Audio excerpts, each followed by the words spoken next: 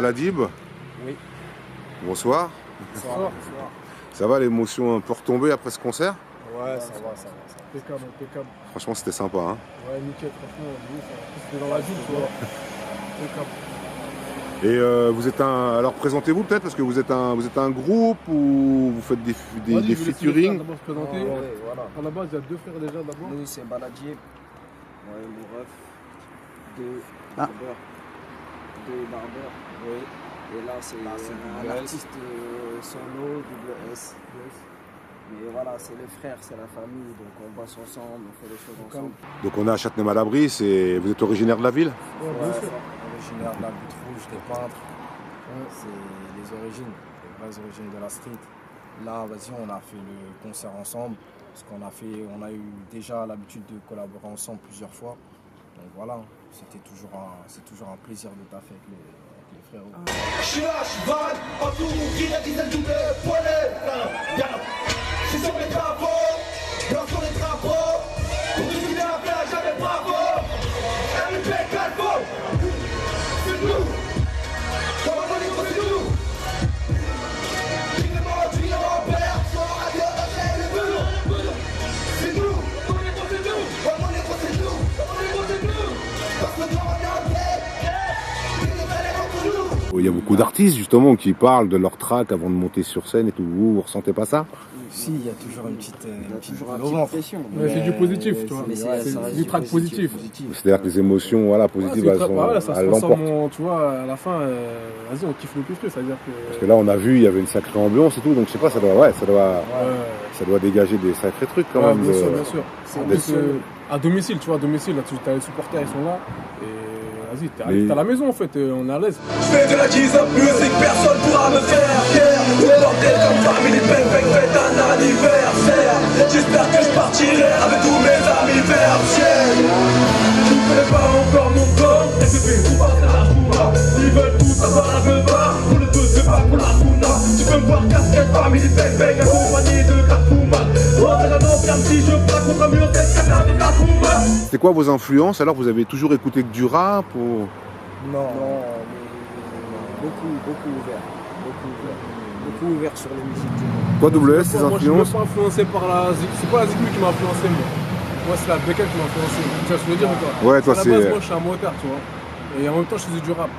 Donc, vas-y, je me suis dit, t'as vu, moi, quand je suis sur ma Bécane, il faut que j'écoute un peu de son, nanana. Donc, je me suis dit, vas-y, moi, je fais du rap, j'ai ma Bécane. Je vais faire du son pour mes potes sur Bécane. Comme ça, quand je suis en Bécane, j'écoute ma musique aussi, tu vois ce que je veux dire. Donc, moi, c'est ça qui m'a motivé à faire du rap plus, tu vois ce que je veux dire. Donc, maintenant, du coup, vas-y, moi, la majorité de mes sons, ça tourne autour de la Cambé, tu vois. Mais je fais aussi un peu de rap aussi pour tout le monde. Mais la majorité de mes sons, ça tourne sur ça. D'où OGM. Voilà, OGM, c'est une marque en même temps, tu vois, j'ai créé aussi pareil, tu vois. OGM, avec la motard. Il y a le site là, il y a une boutique en ligne qui est aussi une boutique en ligne, tu vois, ça s'appelle www.ogmotard.com. Et là-dessus, il y a tous les produits que je fais, ça en rapport avec la bécane. Et en même temps, tu as vu, j'utilise aussi la musique pour faire de la promo aussi dessus, tu vois. Ah, mais c'est marrant ça. On lance ça. Au calme. Ok, donc un rap vraiment à destination des. Ouais, non, moi c'est mon concept, moi, c'est mon combat, tu vois. Moi, je suis un fanatique de la bécane. Et moi, mon truc, c'est la bécane. Il y avait d'ailleurs un morceau de toi que je trouve assez touchant et qui évoque, je crois, la perte. Riding Paradise. Riding Paradise, ouais, ce morceau-là, j'ai fait pour les mecs qui sont morts en bécane, tu vois. Il y avait pas mal de potes, j'ai pas mal de potes à moi qui sont décédés en bécane. Il fallait que je fasse un son hommage à eux, tu vois. Et celui-là, franchement, je l'ai fait. Franchement, moi, c'est un de mes meilleurs sons que moi j'ai fait. Je kiffe grave ce son parce que, et vas-y, quand je l'ai fait, quand je l'ai écrit, il y avait grave, tu vois, je pensais à mes potes, je l'ai posé, il y avait de l'émotion. Ouais, j'ai kiffé de ouf. On se rend compte en l'écoutant. Le clip, après, t'as vu le clip, je l'ai fait. Et il y a pas mal de gens aussi qui ont kiffé. Donc vous êtes toujours dans le même principe de mettre vos sons en téléchargement gratuitement. C'est une démarche. À la base, c'est une passion déjà, à la base. Donc on veut faire kiffer les gens, pas besoin de les faire payer. Toi, le double S qui a un peu plus d'expérience, t'as jamais essayé d'envoyer des sons commercialement? Justement, dernièrement, j'ai fait une mixtape qui s'appelle Decibel Cube. Et celle-là, je l'avais lancée sur les plateformes de téléchargement légal, tu vois. C'est-à-dire celle-là était sur iTunes, sur comment ça s'appelle, Google Play, Amazon, tout ça, là, tu vois, sur les plateformes de trucs payants. Et voilà, tu as vu, commercialement, ce projet-là, je l'ai commercialisé. D'accord, donc des fois, voilà, tu... Et ouais, de temps en temps, tu as vu, parce que franchement, celui-là, je l'ai bossé, tu vois. Donc à la base, je Tu te peux de mérite salaire. Voilà, tu vois ce que je veux dire. On a bossé, on a investi dedans. Si on peut, tu vois, si le public il aime ce que je fais. Bien sûr, c'est ce qu'on appelle donner de la force. Voilà, exactement. J'ai perdu trop de poteaux, il nous reste que des photos. Ton place est écrit sur mon dos, tu roules avec nous quand on est en moto. Des frangins partis trop tôt, la vie c'est comme le loto. Tu sais, chaque année on pose un bouquet sur un arbre ou sur un poteau. Une personne de moins sur la terre égale une étoile de plus au ciel. Je sens que t'es toujours au-dessus de ma tête, on t'oubliera jamais, c'est l'essentiel. Protège-nous de tes ailes, dès qu'on est sur la selle. La roue avant dans les airs, je m'envole près de toi mon frère. T'es un bon gars, on a commencé une histoire mais on n'a pas fini le chapitre. Je sais qu'un jour on doit tous partir, mais perdre un être cher, y a pas pire. À présent la vie sans vous est moins gay. Chacun a son heure, tout est marqué. J'espère que là où vous nous matez.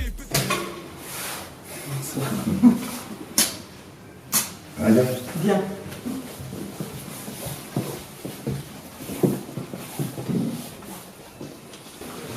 Bien. Salut. Bonsoir. Merci de nous accueillir chez toi. De rien. Donc Châtenay-Malabry, je crois que ça fait quelques années que tu vis ici. Des décennies, ouais. Et c'est un quartier qui te plaît? Moi j'aime beaucoup, ouais. J'aime beaucoup la Butte Rouge, vraiment. Parce que c'est une conception de l'habitat qui a été, à mon avis, l'une des plus intéressantes pour les habitants. Et qui est malheureusement pas tellement égalée, quoi.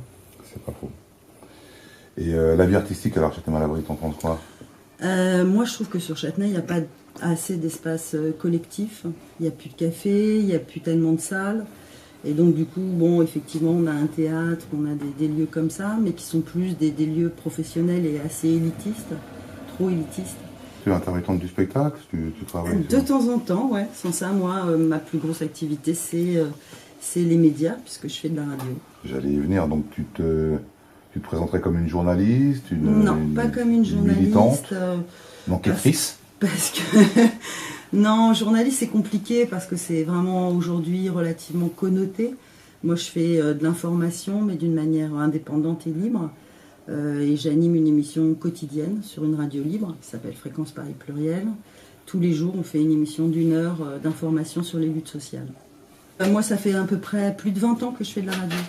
Moi c'est un outil que j'aime vachement parce que rares sont les gens qui refusent de parler à des radios. Plus difficile d'être filmé. Et du coup, ça laisse une plus grande liberté d'expression. Ah. Salam alaikum. Salut. Désolé, hein, c'est le travail. Hein. Fume juste les paquets. Donc oui, Fréquence Paris Pluriel, la radio. Je crois que toi et la radio, c'est une longue histoire. Ouais. Parce que c'est vrai que, bon, c'est pas l'objet de notre visite ce soir, mais vous avez été, toi et un certain nombre de personnes, à l'origine des premières émissions à destination des prisonniers, Parloir Libre à l'époque. Première non, parce qu'il y en a eu un petit peu avant nous, mais nous en 85, on a monté une émission de radio qui s'appelait Parloir Libre, qui a duré à peu près jusque la fin des années 90. Et début des années 2000, on a mis en place une autre émission qui s'appelait L'Envolée. Voilà, donc ça fait à peu près depuis 20 ans que je fais des émissions anticarcérales. Donc L'Envolée qui était une émission de radio et aussi un journal. Hein. Et un journal, ouais. Tu as édité un bouquin, enfin, c'est une réédition, tu l'avais sorti il y a quelques temps. Tu en as écrit quand même des fragments ou c'est qu'une compilation de textes? C'est les deux, c'est-à-dire que c'est bon, c'est pour ça que c'est lié. Je veux dire, mon activité radiophonique et aussi les activités qu'on avait devant les prisons pour soutenir la lutte des prisonniers a fait, si tu veux, que j'ai rencontré un certain nombre on a rencontré un certain nombre de prisonniers et notamment un qui s'appelait Thierry Chedby. Et on a reçu énormément de courriers, de lettres, de témoignages. C'est quelqu'un qui était extrêmement combatif, qui a fait partie de toutes les luttes des années 80 à l'intérieur des prisons. Et bon, malheureusement, il s'est suicidé et j'ai voulu essayer de comprendre pourquoi il s'était donné la mort. Et donc du coup, j'ai voulu absolument faire ce bouquin pour parler à la fois de lui, à la fois de toutes ces luttes qui ont eu lieu dans les années 80, parce que c'est assez peu connu. Donc Thierry, voilà, C'était un peu un symbole de ces luttes. Ben, c'était quelqu'un qui était très très en avant, qui était, bon, alors l'administration pénitentiaire le dirait que c'était un meneur, c'était un prisonnier combatif à l'intérieur. Il a fait beaucoup de prison. Il a fait plus de 25 ans de prison, donc 13 ans en quartier d'isolement. Donc c'est quelqu'un qui s'est beaucoup battu et qui a beaucoup payé ses luttes à l'intérieur, à la fois d'années supplémentaires et puis de mise au mitard, de quartier d'isolement. Et voilà, ce livre, c'est à la fois un hommage à Thierry, mais c'est aussi, on va dire, un livre contre les prisons. C'est Thierry, c'est quelqu'un qui a été incarcéré très très jeune. C'est aussi pour réfléchir sur la question de l'incarcération des mineurs, sur la question des quartiers d'isolement, bien sûr, et puis aussi sur la question de la longueur des peines. Quelle est la maison d'édition? C'est l'Insomniaque. L'Insomniaque. Eh bien, on souhaite que beaucoup de gens l'achètent, que beaucoup de gens s'en Je pense que c'est une manière d'approcher la question carcérale quand on ne la connaît pas, ou quand on la connaît aussi, mais quand on ne la connaît pas, à travers le parcours d'une personne. Ben Nadia, merci beaucoup. Merci. Franchement, c'est toujours un plaisir de te rencontrer. Merci.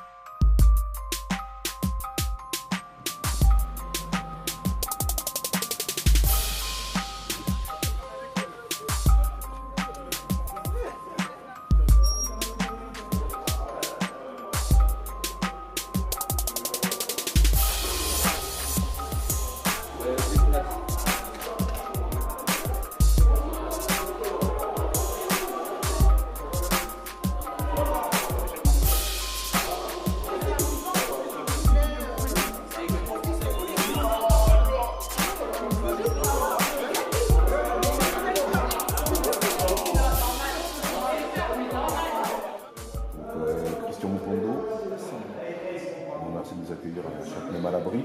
Merci à vous. Pour ce Châtenay dernière, donc consacré aux artistes de la ville, dont tu es peut-être le plus emblématique. Je sais pas.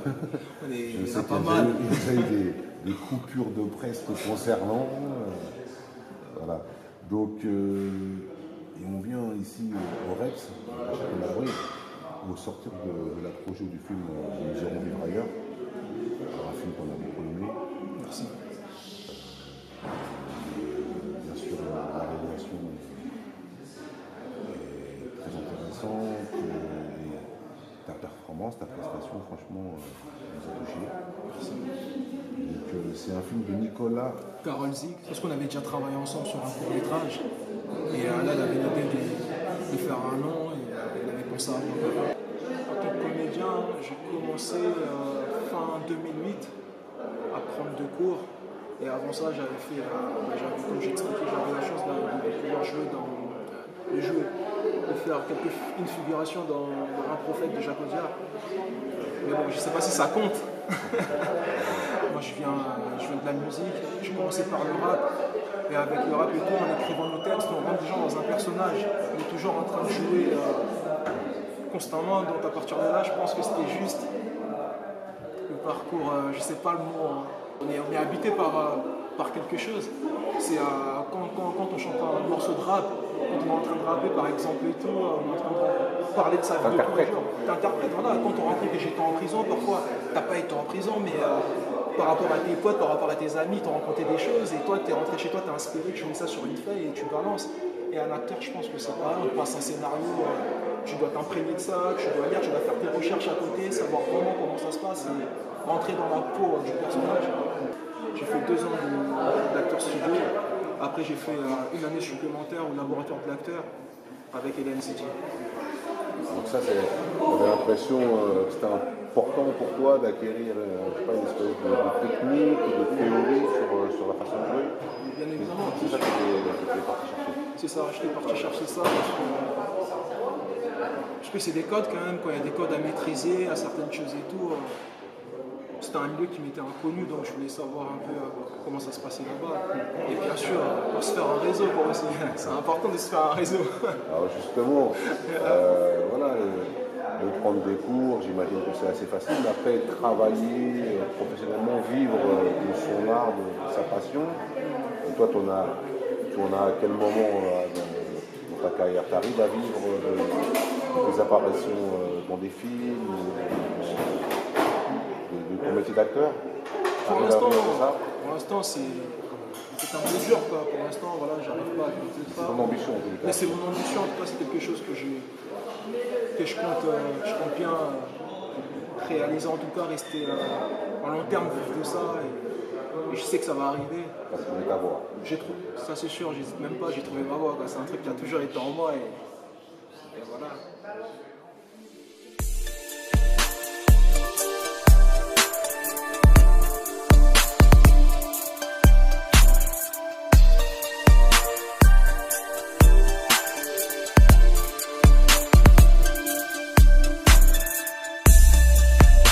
Je viens de la pute ou jamais je baisserai les bras. Je m'en bats les coups de ce que tu peux penser de moi. Je suis le même après toutes ces années, je ne changerai pas. Pas de langue de bois, je dis tout haut ce que tu penses tout bas. Dans la bride, normal, la bride, on était sur l'Albert. MCF, c'est vous? C'est un groupe, c'est un duo? C'est une équipe. Voilà. On va dire c'est ce qui a enveloppé notre enfance, MCF. Parce que MCF, c'est pas forcément nous. C'est tout Albert Thomas, c'était MCF quand on était petit. Ça veut dire quoi? À la base, ça voulait dire mafia crypteur fou. Alors qu'aujourd'hui, on a déjà du mal à vendre du rap. À la base, le rap, c'est un message. Moi, quand j'écoutais du rap, quand j'étais petit et plus jeune, je me disais, ah ouais, c'est lourd. Moi, demain, j'ai des enfants, j'écoutais du rap. C'est ce que je dis là, dans live, là. Il y a la moitié, je ne veux pas qu'ils entendent. Parce qu'il n'y a aucun message. Il n'y a rien. C'est vide, limite. C'est juste, tu défoules. Le rap, c'est pas un défouloir. Sinon, tu vas à la salle de boxe. Tu lis beaucoup, toi, par exemple, t'as des références littéraires ou... Non, je lis pas beaucoup. Mais j'étudie quand même et je m'en veux de pas lire. Je suis sous betterave, sous pomme de terre. Jack, des votes, tiens, je pense à elle, je suis plus bactère.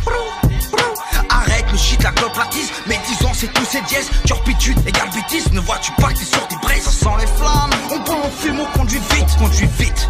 Combien sont morts à la vingtaine? Et les histoires qu'il y a dans la rue, c'est pas les fables de La Fontaine. Pourtant tu mouilles comme Femme Fontaine. Ne cherchez pas à vous la raconter. C'est presque un rap un peu désabusé. Parfois, on a l'impression que vous croyez plus à grand chose. Déjà, on ne croit pas en nous. Déjà, la base des bases, c'est que nous, on le fait pour nous. On satisfait un ego, pas les gens. Maintenant, les gens, s'ils valident, tant mieux, nous, ça nous fait plaisir. Mais s'ils ne valident pas, nous, c'est ça la force des vrais artistes. Nous, ça le nous projet, c'est justement de véhiculer son message sans forcément être influencé par cette chose. Ouais, mais le problème qui s'est imposé à nous, c'est que nous, vu qu'on écrit beaucoup, on nous a souvent assimilés à d'autres artistes. Ouais, je dirais pas leur nom. Dire qu'on a fait des trucs, hein, à la fin, ah ouais, tu ressembles à lui, ah tu ressembles à lui. Mais non, on a juste pensé à une époque, de la même manière. Voilà. Et au final, donc, on se met des barrières. En fait, on aimerait être ce qu'on veut être. Parce qu'on doit être.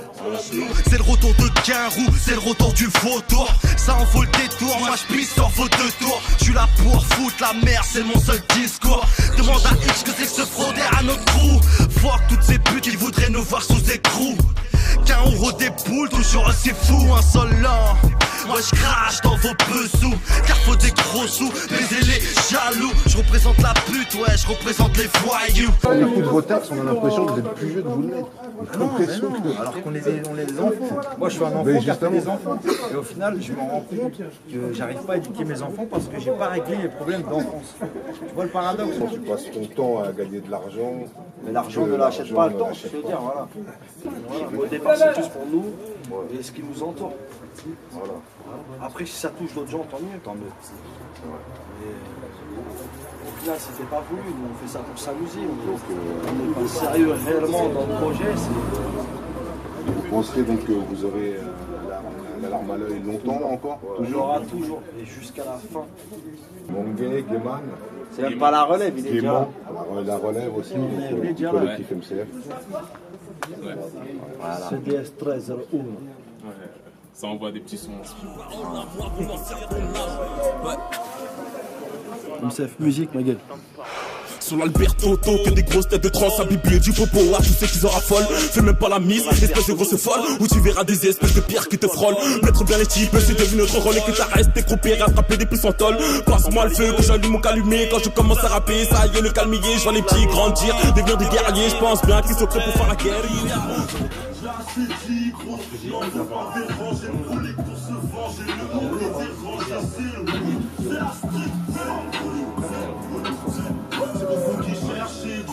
Cherchez du son pour vous mettre bien avec la clique, pas de panique. On arrive dans le son et on force cette musique, cette chaga. C'est vrai, vos rappeurs sont trop basiques, beaucoup trop de blabla, beaucoup trop de mimiques. Les traîtres, on ne parle pas, silence et agit. Fais pas le trop gangsta, t'es franche comme Kiki. Diro, merci de nous recevoir dans le QG. Ouais, c'est le QG de BNG ici. Diro, la grosse voix. T'as une bonne voix. Ouais, t'as quel âge? J'ai 23 ans. Non, franchement. Ouais. On a aperçu aussi quelques images de ton dernier clip. Ouais, ça c'est mon dernier clip. Là, on l'a sorti il n'y a pas longtemps. Je prépare aussi un projet là, qui va sortir en l'année. Donc c'est tourné à Châtenay. C'est ça. Aujourd'hui, nous, on est là pour Châtenay dernière. On va à la rencontre un peu des artistes de la ville. Ouais. On a vu beaucoup de rappeurs jusqu'à présent. La scène est riche. Et justement, toi, le rap, c'est une passion, c'est quelque chose que tu fais depuis longtemps? Oui, le rap, c'est une passion. J'ai commencé à gratter un peu pour rigoler quand j'étais petit au collège. Après, au lycée, j'ai rencontré mon ami Chad avec qui on a créé BNG, Business and Bop. On a commencé à faire des instrus. Et de là, après, il fallait trouver quelqu'un qui kick. Et au fur et à mesure, on a ramené Amir qui fait des beats aussi, c'est quelqu'un de Châtenay. Donc voilà, on a progressé assez rapidement. Maintenant, on prend les choses au sérieux. Petite précision, c'est vrai que le clip, je crois, il a été validé par Gradure. Ouais, c'est ça. Hein? Ça, c'est pas. C'est sur un autre clip, c'est le clip que j'ai fait justement avec Baladip qui a été validé par Gradure. Arrête d'harceler, je peux pas décrocher. Une droite accrochée, tes dents sont tombées. Victime d'un calibre, toujours déterminé, on va la rançon. L'heure d'hierarchie, la nuit, tout est permis. Vote, sky, lean, weed pour mes bandits. Paro sur le terre, à l'affût des villes. Mieux vaut fermer ta gueule, la tête c'est la survie. La nuit. Et justement, c'est quoi tes influences? Les influences, après moi, c'était plus pour mon son là que je fais actuellement, c'est du trap. J'écoutais beaucoup Gucci Mane, Waka, vraiment le genre d'Atlanta quoi. C'est quoi un petit peu ta façon de travailler quand tu commences par l'écriture? Excuse-moi, tu commences par l'écriture ou la musique? Je commence par l'écriture en général. Après, en général, c'est pas moi qui fais les beats, c'est soit Amir ou notre pote Chad. Mais justement, il va envoyer la prod et après, je me lance directement. Et donc, j'ai vu aussi que vous aviez participé à la BO d'un film. C'est ça, la BO sous X. De sous X. Tu as abordé la façon de travailler sur ce projet-là de la même manière que. Oui, de la même manière. C'était avec passion, comme quand je fais un son où je suis tout seul. De toute façon, j'aime le rap. Donc, moi, quand il y a quelque chose à dire sur un instrument, moi je suis toujours là de toute façon. C'est fait avec le cœur toujours. Délivrez-nous du mal, la street repart à nous, tous pressés pour faire de la monnaie. Mélange pas la street et le biz, faut pas déconner. C'est DIRO de PNG, HDS mon gars, le secteur c'est l'ABR, rempli de mal, phrase chat et mal.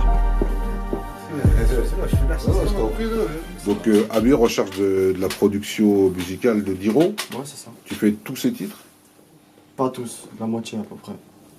On essaye de, selon ses goûts, selon ce qu'il va mettre dans ses mixtapes.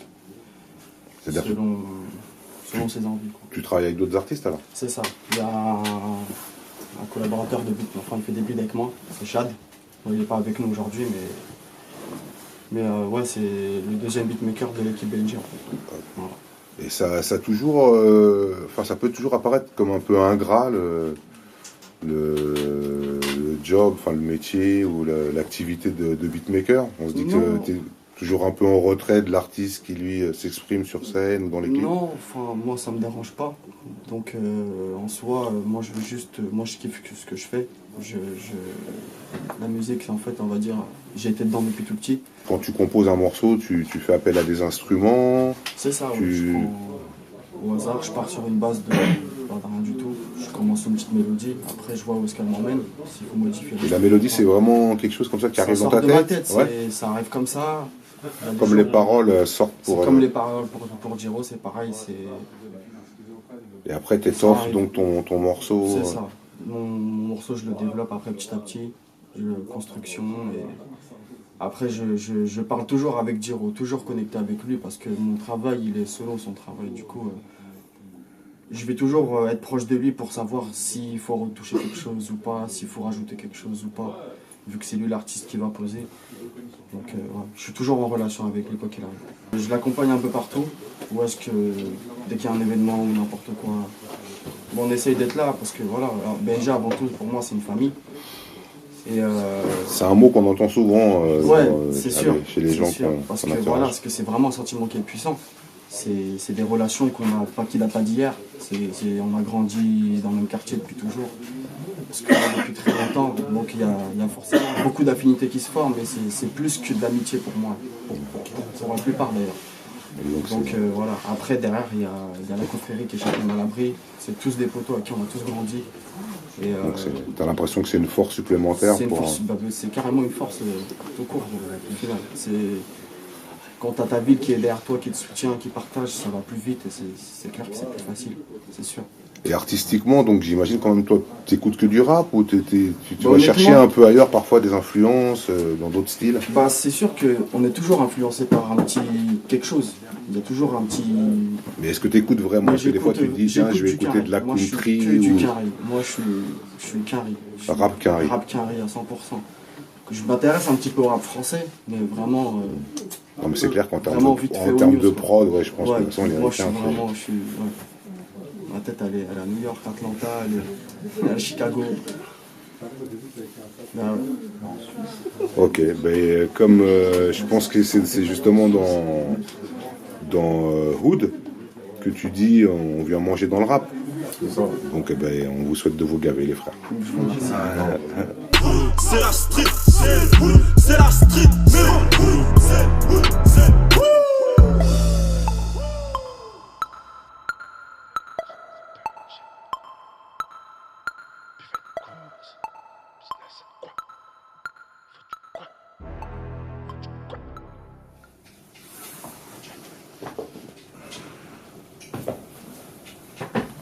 Donc Daiki Créa. C'est ça. C'est ici que tout se passe alors? C'est ici. C'est ici que tu crées, tu coupes, tu coupes. Exactement. Donc merci de nous recevoir. Ça t'est venu comment cette activité, cette passion? C'est une passion, voilà. Ça a commencé tout d'abord, je cousais déjà toute seule en fait à la main. Je cousais un peu n'importe comment. Et vraiment j'ai pris plaisir à créer en fait. C'est surtout ça en fait, créer mes propres modèles. Et voilà, j'ai commencé à les créer toute seule, à dessiner un petit peu parce que je suis pas très douée au dessin, donc j'ai commencé à faire un peu tout et n'importe quoi on va dire. Et j'ai acheté une machine et je me suis lancée comme ça. Donc là tu vends tes vêtements, c'est une activité commerciale et professionnelle? Tout à fait, je fais des salons où je présente mes vêtements en fait, mes créations. Et je les vends. Et tu les vends aussi donc sur internet, t'as un site? Voilà, alors internet j'ai pas encore le site, j'ai juste un Facebook. J'ai juste un Facebook où mes clients me contactent en fait. Et j'ai une page Facebook également. Et souvent il y a des clients qui font appel à moi via Facebook. T'as ton petit réseau quoi déjà. Voilà, j'ai un petit réseau, voilà. Et t'habilles tout le monde? Alors, pour le moment c'est les femmes et les enfants. Et j'espère bientôt faire les hommes aussi. Ouais, c'est un projet, exactement, c'est un projet. Et c'est quoi tes influences alors, tes inspirations, on va dire artistiques? Je vois que tu travailles essentiellement des tissus africains. Voilà, pour le moment c'est que le wax. Pour le moment je dis bien parce que j'espère évoluer dans autre chose après. Un peu toucher à tout quoi. La soie, le satin, un peu de tout quoi. Un peu de tout. Le bazin aussi, je sais pas si vous connaissez le bazin. Non, je suis pas un spécialiste. C'est aussi un tissu africain qui est différent du wax. C'est un tissu africain. J'aimerais bien aussi de travailler plus tard. Et tu arrives à vivre de ton activité? Pour le moment, pas vraiment à 100%, un petit peu. Un petit peu. C'est pas encore bien. On va dire c'est pas encore bien lancé. J'ai mon petit réseau, mais c'est pas encore bien. C'est-à-dire qu'il faut que tu produises quand même alors pour vendre beaucoup, c'est ça aussi peut-être qui... C'est ça. Là, tu travailles chez toi, donc c'est vraiment ici que tu fais des choses. C'est ici que je fais tout, toute seule. C'est ici que je fais tout. Donc est-ce que tu envisagerais d'ouvrir une boutique? C'est quelque chose, c'est un objectif que tu as? Ça fait partie de mes projets, un projet futur. J'aimerais bien ouvrir mon salon. J'aimerais bien ouvrir mon salon. Et là, Daiki Créa, donc c'est une marque? Oui, c'est ma marque. C'est ta marque? Tu l'as déposée, tu l'as protégée? Encore. Méfie-toi de la contrefaçon. C'est ça, exactement. Je compte le faire. Je compte le faire. Là, par exemple, ceux-là, ils sont customisés. Donc avec du wax, c'est ça? Voilà, avec du wax. C'est des... c'est des t-shirts que j'ai achetés en fait et que j'ai customisés toute seule. Enfin moi-même on va dire. Moi-même. Voilà, il y a ça. Et bon, les sacs j'en ai déjà parlé aussi. Les sacs aussi ils sont customisés. On a vu que tu participais aussi au collectif donc artistique qui existe sur Châtenay-Malabry. Est-ce que tu penses que pour toi la couture c'est un art? Est-ce que c'est un art? Oui, moi je pense que c'est un art. Je pense que c'est un art parce que...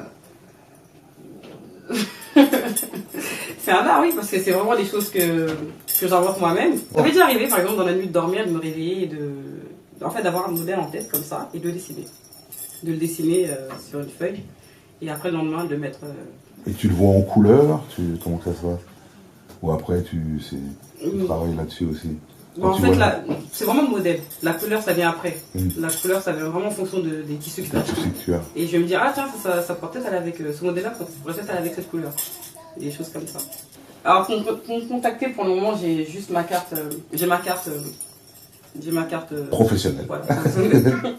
Avec ma page Facebook dessus, avec mon numéro. Tu as une page Facebook? Ok. Donc, c'est des informations qu'on notera. Bon, on te remercie, Daiki, de nous avoir accueillis. L'enthousiasme que tu témoignes, on aime beaucoup ce que le plaisir était pour moi. On aime beaucoup ce que tu fais et puis on attend avec impatience donc que tu fasses des vêtements pour les hommes. Ça viendra très bientôt. Inch'Allah. Inch'Allah.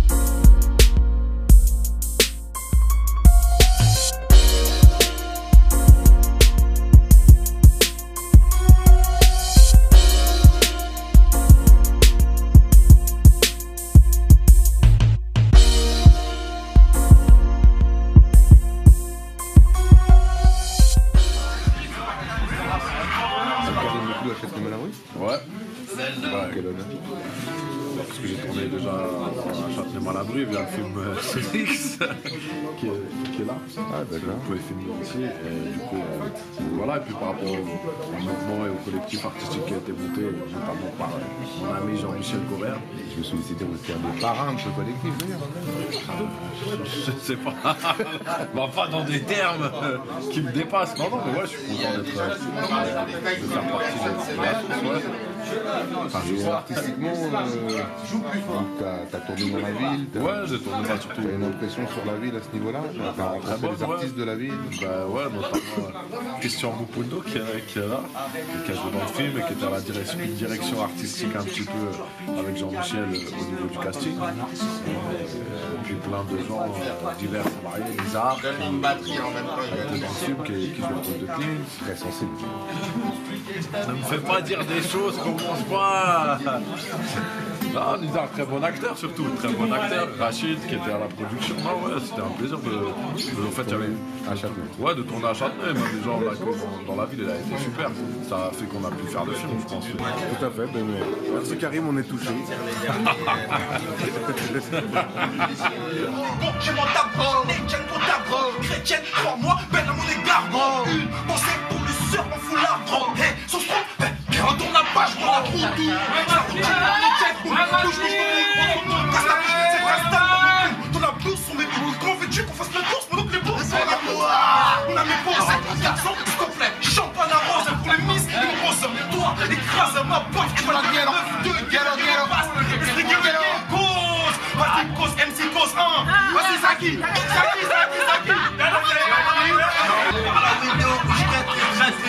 reste l'argent, les types de table des mecs. Mais ça fait pas le fait, c'est net.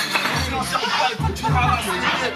J'ai des ordres, des bouteilles, des pétés, des putes, j'ai putain, des vies pour dépouiller, putain, évidemment pour les pires. Tu paieras comme un geek, j'ai des paquets, des phases, à kicker des parents. Sur la crédit MC comme si c'était la beauté. Je vois que tous les jaloux et je me demande quand t'es. Vraiment, les choses à raconter. Comme un hostile, on est hostile. Où sont les MC? Où sont les MC? Où sont les MC?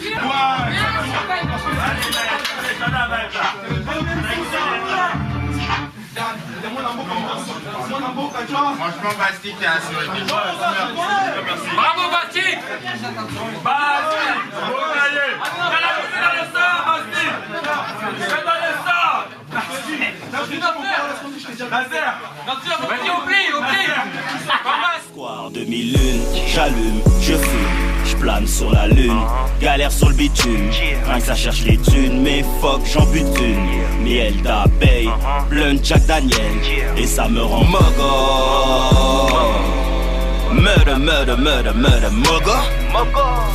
Full en vida loca loco, gangsta I'm in love with the coco, mogo. On est à Châtenay-Malabry, au Germain. Voilà, le fief.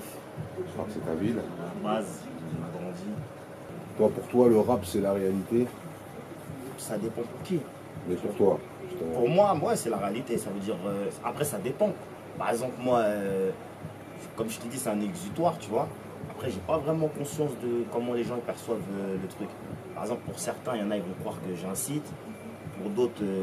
En tout cas, moi, mon message, il est simple, ce que je veux dire aux gens, aux plus jeunes et tout, parce que là, maintenant, je te parle, j'ai 35 ans. J'ai commencé le rap à 15 ans, ça fait vraiment 20 ans, tu vois. Et le truc, c'est quoi?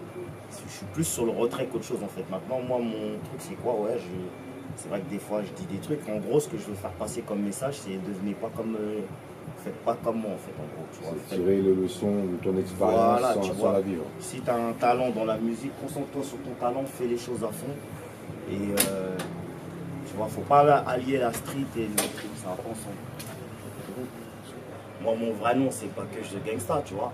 Maintenant que je gangsta, c'est les gens qui ont commencé à m'appeler comme ça parce que, en parallèle à ma vie d'artiste, je faisais des trucs qui font que c'est sorti comme ça, tu vois. Et musicalement, alors, c'est quoi qu'est-ce qui t'a influencé? Bah, moi, je fais du hip-hop à la base. Ça veut dire que dans le rap, j'essaie de traverser le temps. Ça veut dire en ce moment, là, il y a une tendance, c'est trap music, c'est un peu Chicago, Atlanta. On s'est adapté parce que moi, j'aime bien la musique à la base, donc j'essaie d'être toujours dans l'air du temps, comme un petit clin d'œil au son du film, au passage, tu vois.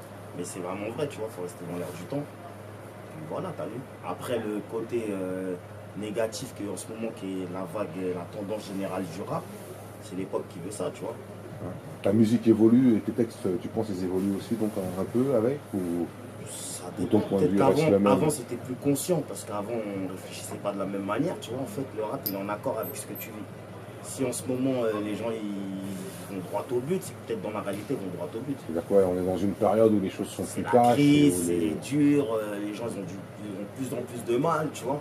Donc ça fait que dans la musique, ça se ressent. Tu as fait dans ton dernier clip, ça s'appelle Bando. Ouais. Alors, je voulais te demander, ça veut dire quoi, Bando?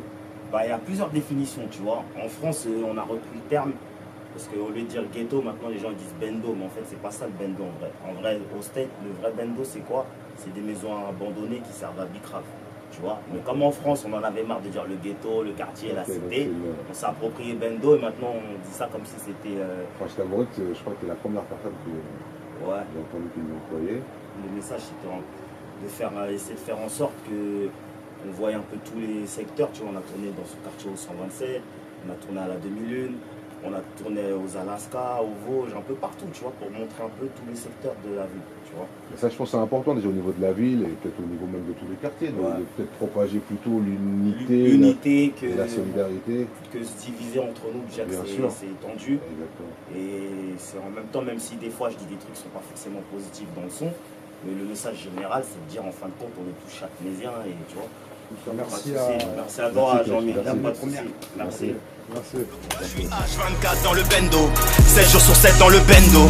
Oui, j'ai grandi dans le bendo et je vais mourir dans le bendo. Les gueux je me connaissent dans le bendo, que je de gangsta kiffe le bendo. Je pique grave la drogue dans le bendo, j'ai bangé les keufs dans le bendo. Bendo, 7 jours sur 7 dans le bendo. On a grandi dans le bendo, on va mourir dans le bendo. Les gueux nous connaissent dans le bendo, tous mes ego kiffent le bendo. Les jazz en corner dans le bendo. Bendo. Ici c'est Châtenay à l'abri. Ah bon. On y va mollo mollo, on te fait ça comme il faut. Tu vois bien qu'on est les pros.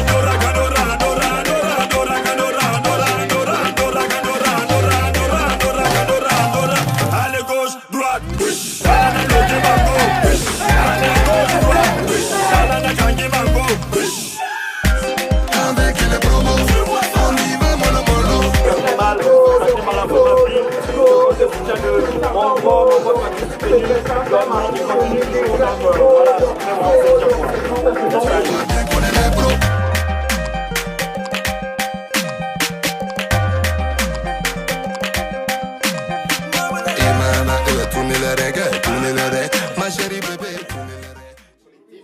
Taco, présente-toi s'il te plaît.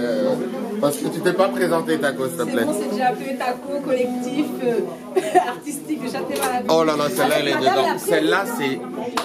La prise est bonne. Ouais. J'ai l'œil, la prise est bonne. C'est qui l'a sorti celle-là? C'est moi aussi. Les droits d'auteur, elles sont pour moi. C'est vraiment, ouais. JM. C'est ça l'auteur-compositeur. C'est moi, t'as capté ou pas? Bien sûr. Ils sont là, ils niquent la chanson. Moi, je chante les textes. Ouais. Attends, j'accorde la guitare là, tu vois, t'as fait. Il a dit je nique sa musique. Non, t'as tâté. Non, t'as dit c'est la note. T'as dit c'est la note. La note. T'as dit c'est la note. C'est pas le parodier. Ah non, bah non. C'est pas le parodier. On va attraper la note. Bah ouais. Pourquoi il m'a dit arrête? T'as dit c'est la note, t'arrêtes à bon la note. Pourquoi il m'a dit arrête? La rumeur, t'as dit c'est la note. Déliré. Ah ouais.